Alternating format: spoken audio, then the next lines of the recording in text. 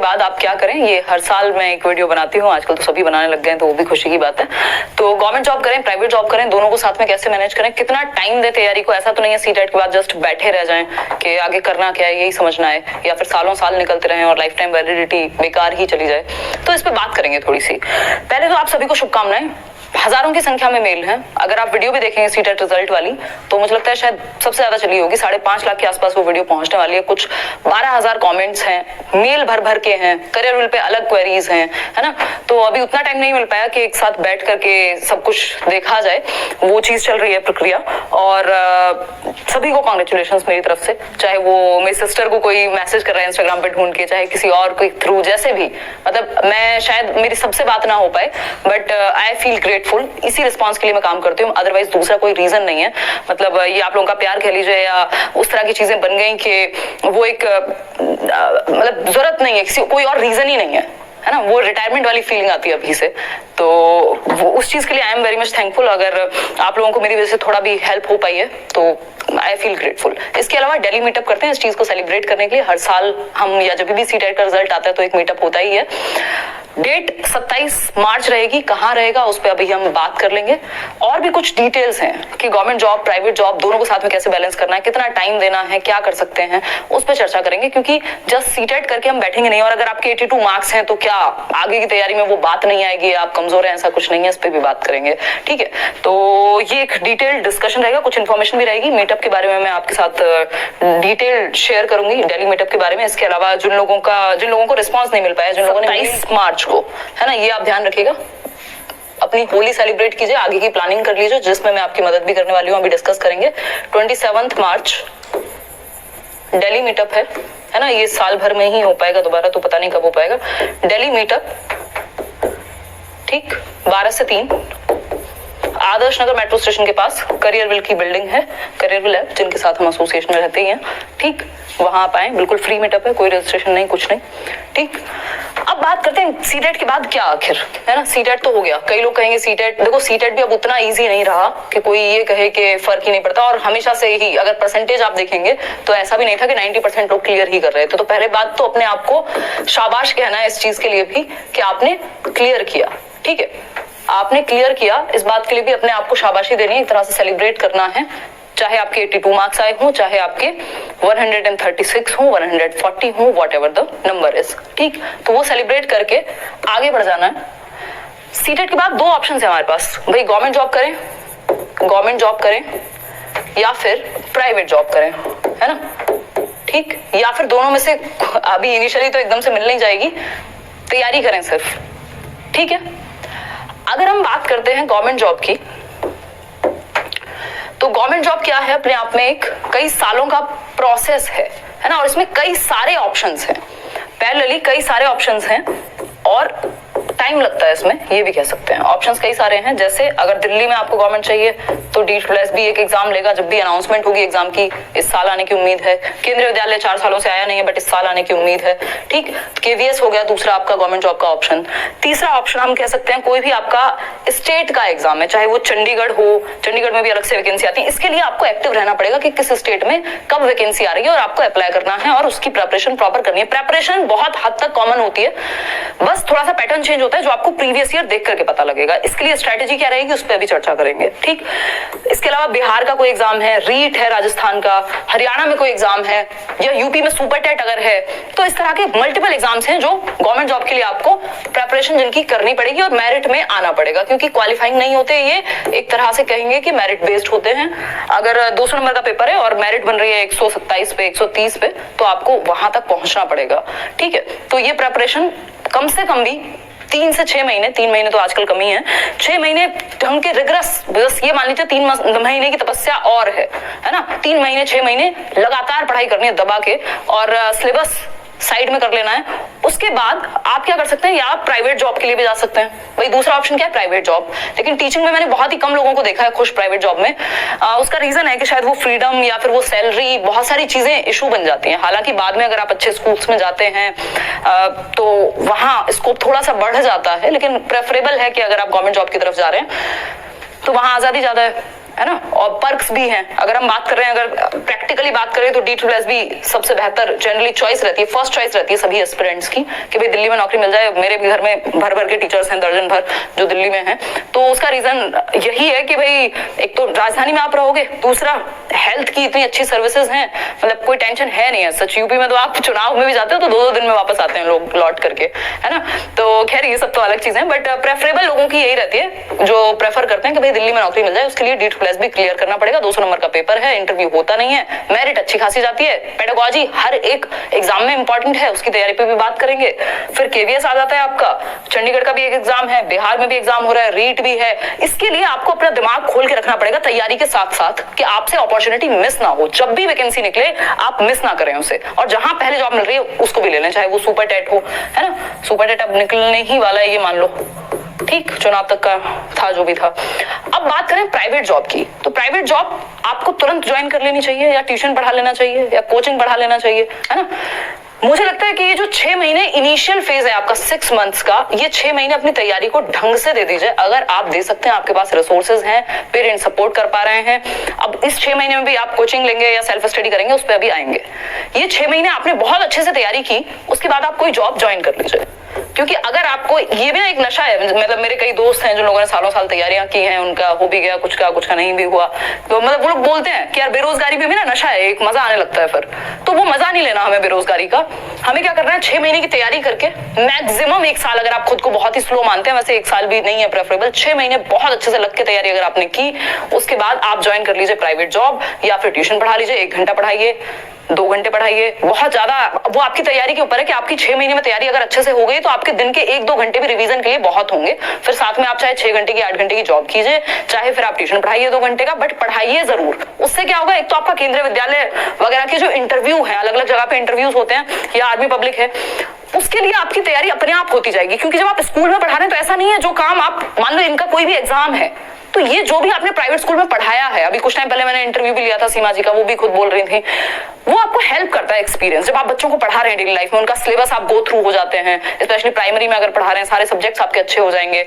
उसके अलावा अगर हम बात करें, वो एक्सपीरियंस आपको काम आएगा। दूसरा, आपका कॉन्फिडेंस बना रहेगा, आपको नाकारा फीलिंग नहीं आएगी। बेशक आप कम कमा रहे होंगे, बट एक्सपीरियंस गेन कर रहे होंगे। इस चक्कर में मत आइएगा, और जनरली करते हैं, कई बार घर वाले भी ये कर देते हैं कि या तो गवर्नमेंट जॉब लगेगी तब ज्वाइन करेंगे, प्राइवेट में क्या रखा है।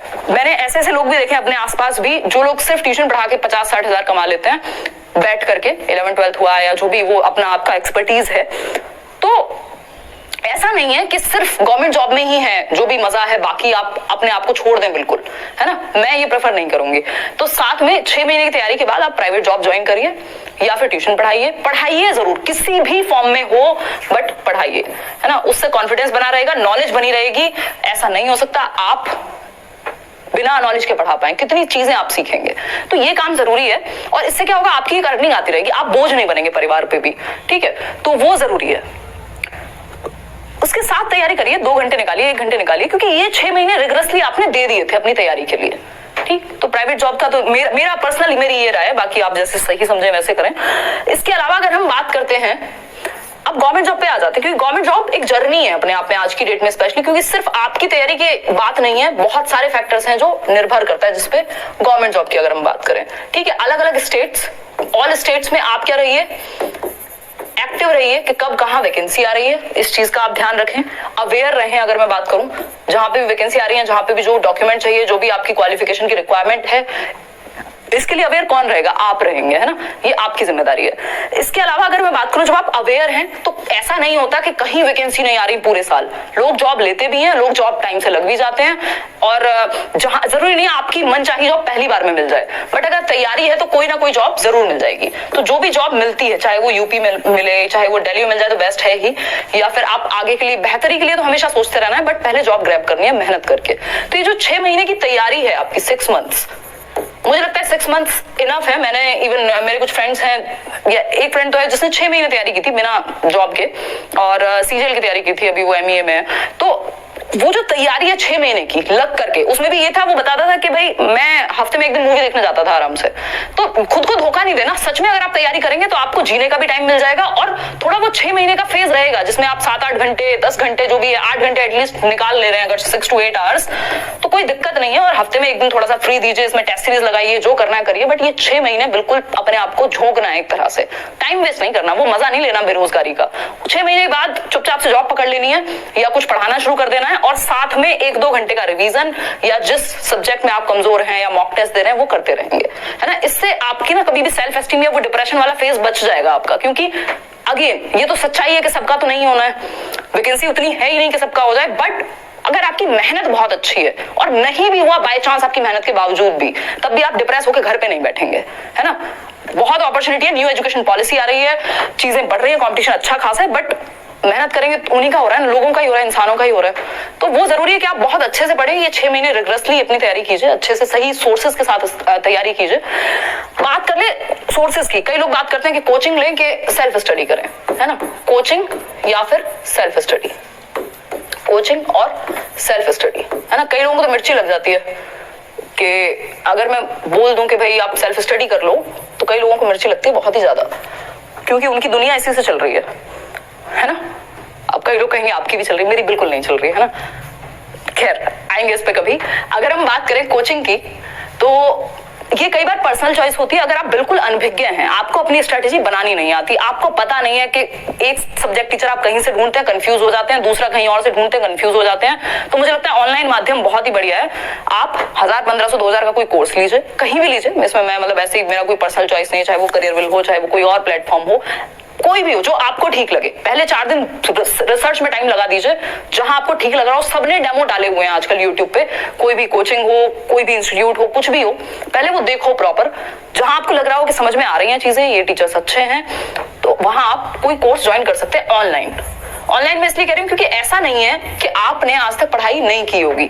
अगर आपने सीटेट क्रैक किया है, दैट मींस थोड़ी मेहनत तो आपको करनी आती है ना। अब 82 वाले को यहाँ पे निराश नहीं होना कि मेरे तो 82 नंबर आए थे या मेरे तो 84 नंबर आए थे, मैं तो कैटेगरी में पास हुआ था या हुई थी, या तो मेरा तो स्कोर बहुत अच्छा नहीं है सीटेट में, मैटर नहीं करता। अगर इस तरह से देखोगे तो जो 45% या 50% वाला व्यक्ति है वो तो कभी यूपीएससी क्रैक ही नहीं करेगा। मतलब यहाँ के लिए जो इंपॉर्टेंट था वो हो गया, क्वालिफाई हो गया, बात खत्म। अब दबा के मेहनत करेंगे ना, क्या दिक्कत है, ठीक। तो वो जरूरी है और मुझे लगता है सीटेट आपके लिए एक बेस तैयार कर देता है, कॉन्सेप्ट्स आपके बहुत हद तक हेल्पफुल है जो सीटेट की प्रिपरेशन है आगे की तैयारी में, ठीक है। तो ये जो ऑनलाइन कोई भी कोर्स लिया, बहुत ही मिनिमम कॉस्ट में लिया और उसको बैठ के एक बार सारे नोटबुक बना लिए, अलग अलग सब्जेक्ट के नोट्स बना लिए, खुद से सारे वीडियोस देख लिए। एक्चुअली होता क्या है, हम ले लेते हैं कोर्स, फिर हमें कुछ दिन बाद मजा नहीं आता, हम देखना छोड़ देते हैं, तो वो व्यर्थ गया, क्योंकि टीचर्स में ज्यादा अंतर नहीं है। अगर आपने चूज करके समझ करके एक्सपीरियंस या अच्छे टीचर्स चुने हैं तो एक बार उन पे विश्वास करो, फिर अंत तक पूरा कोर्स देखो, सारा कोर्स निपटाओ, अपना अलग अलग नोटबुक्स रजिस्टर बनाओ और उसमें नोट्स बना करके अपनी तैयारी साइड रख लो और वहीं से पढ़ना है जब भी जरूरत पड़ेगी। एक तो ये हो गया online course.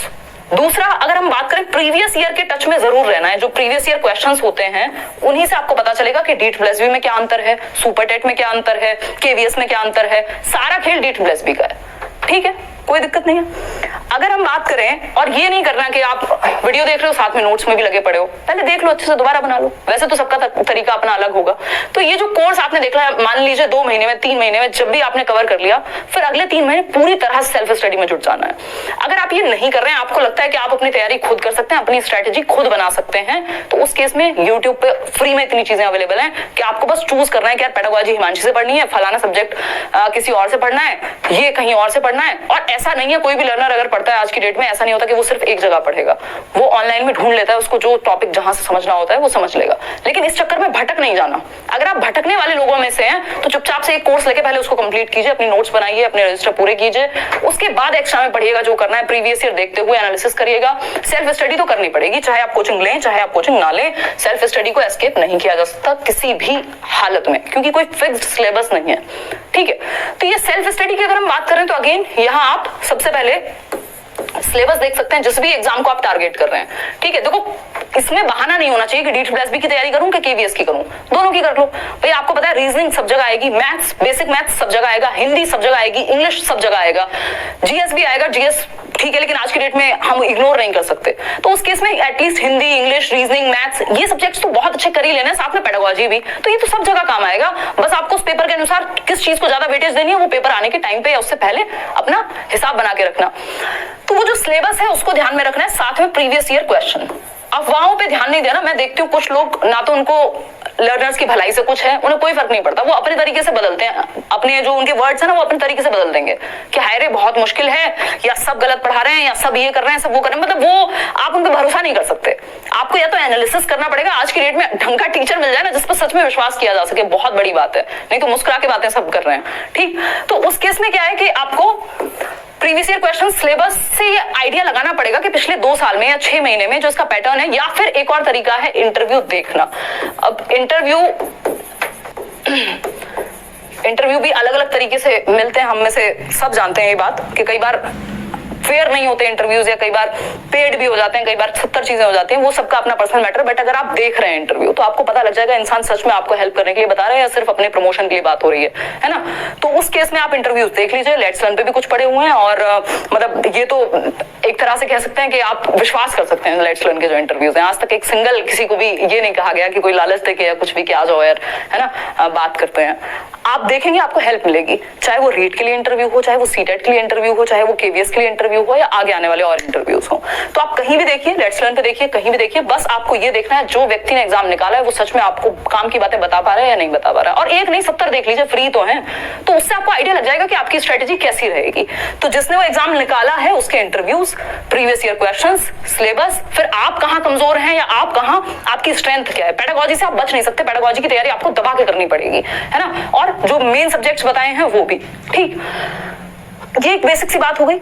Self study plus coaching. Coaching कर भी ली ना आपने, 3 महीने 2 महीने ऑफलाइन की हो ऑनलाइन की हो, आपका अपना पर्सनल मैटर है। अगर आप बहुत ही खुद को पिछड़ा हुआ मानते हैं, आपको लगता है ऑफलाइन बैठ के 4 लोगों के साथ अच्छा समझ में आएगा, पैसे की दिक्कत नहीं है, तो फिर आप वो कर लीजिए, है ना। ये सबके लिए पर्सनल कॉल है आपकी, आपको अपनी स्थिति देखनी है और उसके बेसिस पे डिसाइड करना है। कई लोग तो जॉब करते हैं, कई लोगों के बच्चे हैं, कई लोगों की जिम्मेदारियां हैं, वो नहीं जा सकते ऑफलाइन, तो उस केस में आप ऑनलाइन ले लीजिए। ये अगर अच्छे से कंप्लीट कर लिया तो एक कॉन्फिडेंस आपको आने लगेगा। ये तो काम आपको फिर भी करना है, सेल्फ स्टडी को एस्केप कोई नहीं कर सकता। ठीक है, वो आपके लिए स्कैप फोल्डिंग का काम कर देगी कोचिंग, या हेल्प का काम कर देगी शुरुआत में, बट आपको अंदर तो जाना पड़ेगा। मतलब वो पाप का दरिया डूब के पार होगा, मतलब देखना तो पड़ेगा। बहुत सारी चीजें ऐसी होंगी जो आपने कोचिंग में नहीं पढ़ी होंगी, या कुछ तो एटलीस्ट ऐसी होंगी प्रीवियस ईयर से पता लगेगा। तो ये